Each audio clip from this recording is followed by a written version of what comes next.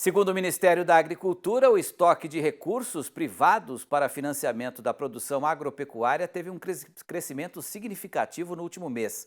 A informação faz parte do relatório mensal feito pelo MAPA, com base em informações obtidas junto às entidades registradoras dos ativos financeiros, como a Bolsa de Valores do Brasil, a B3, e órgãos como a Comissão de Valores Mobiliários e o Banco Central do Brasil.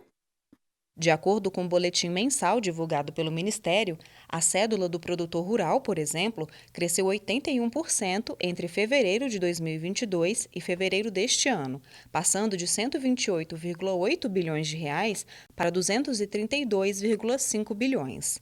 Mas o maior crescimento em percentual foi o do Fiagro, que registrou aumento de 310% no mesmo período. Para o economista Renan Silva, o governo brasileiro promoveu nos últimos anos uma redução dos investimentos oriundos dos bancos públicos da ordem de 100 bilhões de dólares e o setor privado supriu essa ausência. Foi uma estratégia ali muito clara, né, do Paulo Guedes, no sentido de que o Estado aloca mal, então vamos deixar o setor privado suprir a necessidade do mercado e funcionou, né? Então, por isso que a gente vê no boletim realmente uma elevação, né, muito grande das colocações dos papéis tradicionais, como CPR, né, as LCAs, CDACs e tudo mais. Isso, de certa forma, mostra a credibilidade do setor, né? O setor ele ganhou muita força ali no período de pandemia, foi notório, né, o aumento pela demanda por alimentos no mundo afora. Também tivemos pressão no preço das commodities, o que motivou mais ainda a produção. Na avaliação do especialista, a modernização do mercado também contribuiu para o resultado, principalmente com a chegada das plataformas abertas de investimento. Hoje tem BTG, tem Orama, tem Guide. Então, hoje você tem, vamos dizer assim, praticamente um supermercado de títulos ali à disposição das pessoas físicas, né, que não tinham um acesso fácil a esse instrumento. Ele ficava muito restrito ao institucional, mercado institucional de grande porte.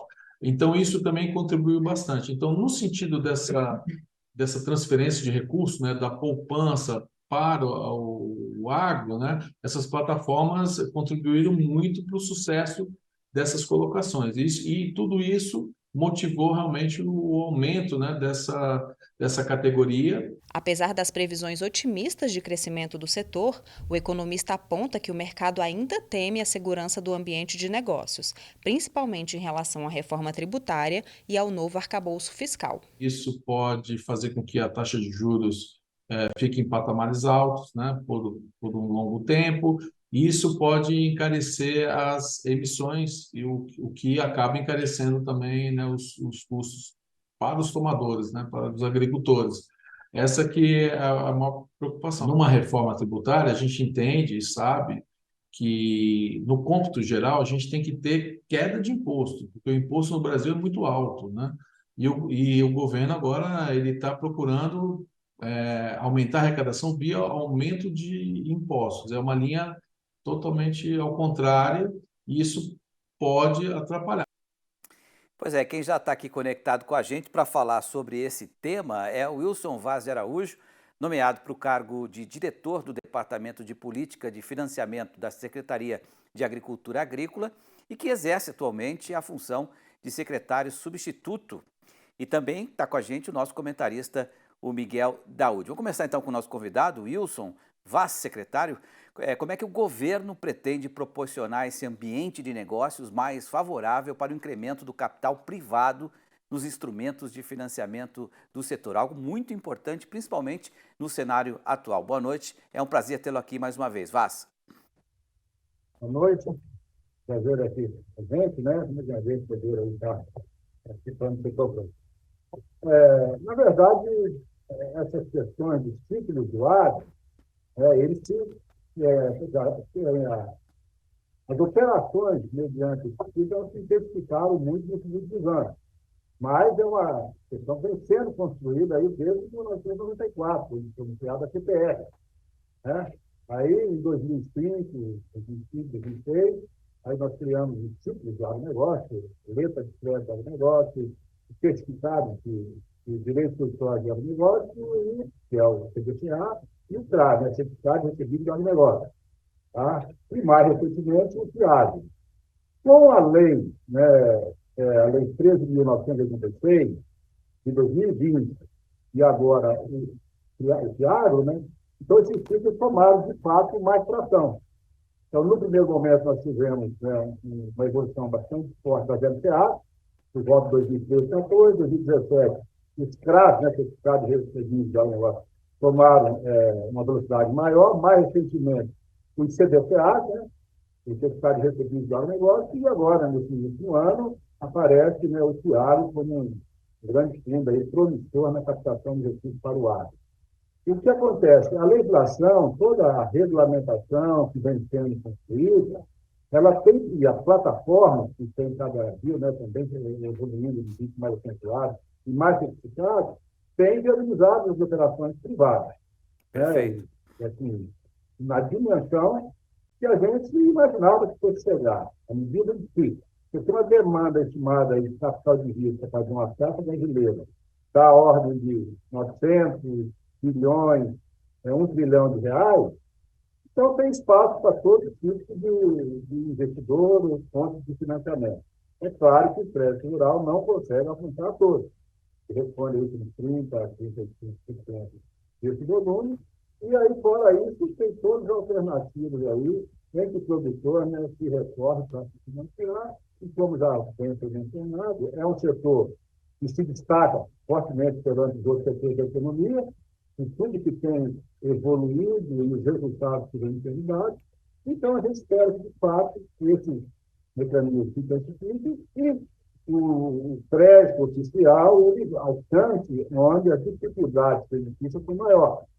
Né? O pequeno, médio setor, programas de investimento que eventualmente não sejam atrativos pelo financiamento privado, aí sim, né, requer ainda bom tempo a participação do Estado, e eu imagino que isso vai continuar. Perfeito. Ô, Wilson, Como a agricultura não para, a gente imagina que, que as coisas elas vão, né, o produtor ele tem que realizar essa questão e ele vai se treinar cada vez mais isso. Perfeito. Nas diferentes pontos que ele trata. Deixa eu só perguntar para o Daúde, qual que foi a participação da curva ascendente da taxa de juros, né, para esse cenário? Porque um ano atrás a gente tinha uma taxa bem menor do que hoje está a Selic. Então, certamente o pessoal trocou, né, em vez de investir no Tesouro Nacional, no mercado financeiro, de repente encontrou no agro uma alternativa mais rentável. Agora, com essa curva, você acha que essa tendência pode continuar também crescendo ou não? Boa noite, Daúde. Acredito que não, Petro. Boa noite a você, boa noite, Vaz. A gente teve um momento bem interessante onde os astros, né, conspiraram a favor da agropecuária brasileira. Quando nós tivemos a pandemia, o mundo inteiro, Petro, jogou a taxa de juros lá para baixo. O Brasil chegou a 2%, né, lá fora, muito baixo. E, nesse momento, o agronegócio teve uma demanda muito grande. Então, nós tivemos uma demanda muito grande em decorrência de que o agronegócio brasileiro mudou de patamar com taxa de juros baixa. Então, o financiamento para a agropecuária, né, foram criados outros instrumentos, teve uma alta significativa. E hoje, com a alta taxa de juros, você não consegue competir, né, qualquer atividade produtiva não consegue competir com uma taxa Selic, né, a 13%, e está se falando até que pode subir mais meio ponto. E como o Vasco colocou muito bem, perdão, acho que o outro entrevistado, nós temos uma insegurança ainda no Brasil, porque a gente não sabe como que vai se comportar essa briga do Banco Central com o governo. Então, nós tivemos um momento que propiciou esse crescimento. Mas, Petri, eu te diria o seguinte, não existe outra solução para o Brasil para crescimento a não ser pela agropecuária. Então, a demanda por financiamento, por investimento no setor, é evidente que ela vai continuar, mas não na velocidade que nós tivemos durante e pós-pandemia, em decorrência de que o agronegócio brasileiro mudou de patamar e as taxas de juros baixas. Hoje, as taxas de juros estão lá em cima. Se houver uma queda, evidentemente, essa curva que você coloca, ela vai reverter. Mas, por enquanto, nós estamos tendo aí uma estabilização e uma queda em relação às bases comparáveis dos financiamentos agropecuários. Ô Vaz, e como é que você projeta, então, um cenário aí para o final de 2023, para 2024, em relação à alternativa de investimentos no agro, né? Qual é o perfil desses investidores? Qualquer pessoa pode ter acesso? Conta pra gente o que você projeta aí para os próximos anos. Como o Daúde mencionou aí, fazer uma projeção não é tão simples assim, né? Também uma lista de variáveis, mas é o agro. Eu também acredito que para você realizar uma produção nos custos financeiros que eles estão, é um pouco complicado, né? Então, eu acho que talvez, a gente vai ter que realmente pensar num suporte aí, né? Talvez um pouco mais forte nessa subvenção às taxas de juros. Ah, se a gente pode fazer isso, não sei. Cabe a gente, né, trabalhar nessa direção, na medida que nos anos isso vem se reduzindo por todo o quadro, né, se desenhado no movimento de taxas de juros baixas, só que o quadro hoje, e só que por estar fora do crédito oficial, você não consegue nada abaixo de 16% taxa de juros. Isso, por uma operação de médio prazo, às vezes você acomoda, mas numa situação de longo prazo, você não, eu penso que o setor precisa de economia real, né? Precisa absorver esse nível de financeiro. Então, é uma coisa que está sendo concluída, né? E eu quero crer que uma necessidade de vir um pouco mais forte um apoio creditista, do ponto de vista territorial, nesse ano, nesse quadro que está aí, né? Perfeito. Daúde, para a gente amarrar o assunto, mais uns 30 segundos para você, por favor. Petri, o que eu gostaria de falar é que nós temos aí uma adaptação das novas metas fiscais em que vai reonerar várias atividades. O Haddad disse que vai pagar imposto quem não paga imposto.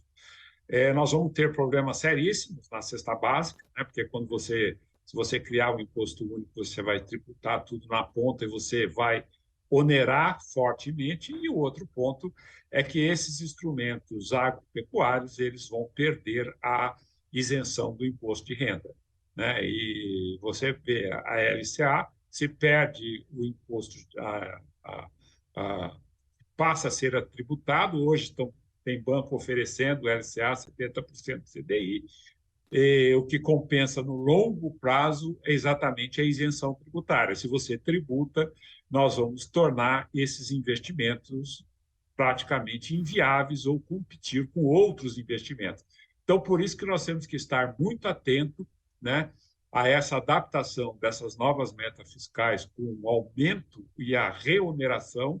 Isso tudo causa uma expectativa muito grande no investidor, que acaba tirando o pé do acelerador. Obrigado, Daúde. Boa noite e até amanhã. Até amanhã. Wilson Vaz, mais uma vez, obrigado pela participação aqui. Em breve entraremos em contato para a gente retomar esse assunto. Boa noite, obrigado. Boa noite, obrigado a você. Boa noite, Daúde. Um prazer estar aqui com você. O prazer foi nosso. Obrigado.